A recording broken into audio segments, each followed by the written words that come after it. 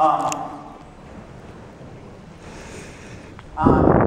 think in microfinance, I think there's a tendency sometimes in development to fall for silver bullets. And there aren't any silver bullets. There really aren't. And microfinance can make a real difference in people's lives. There are some people who are entrepreneurial. If they're given the capital so that they can start a small business, it can make a substantial difference. But there are no silver bullets. Think of silver buckshot, not silver bullets. Incremental, modest changes. I always think of the way we dealt with auto safety as kind of a model for how you deal with big problems like poverty. Since 1960, we've reduced the fatality rate per 100 million miles driven by more than 80%.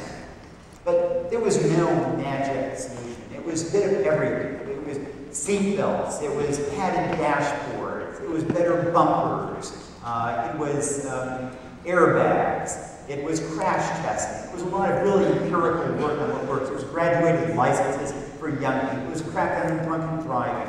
Nothing moved the needle vastly. Each of these collectively, 80% reduction in number of fatalities. I think that's the way we think.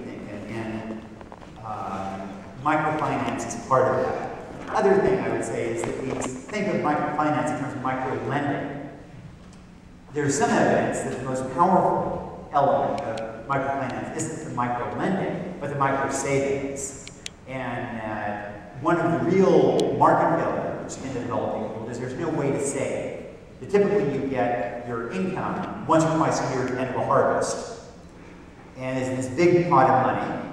You don't have a bank account, you can't get a bank account, there are no banks working in your area. Even if there were, they would charge you a monthly fee or they ask for ID that you don't have. So you can put your money you can hide it under your mattress or under the bed. When you do that, there's a temptation to spend it.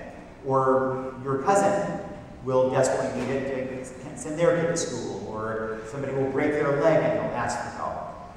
It's very hard to keep money in that situation.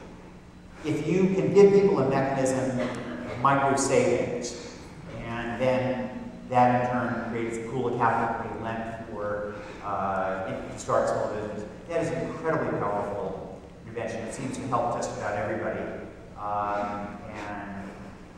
So that I think is part of it that we should focus on.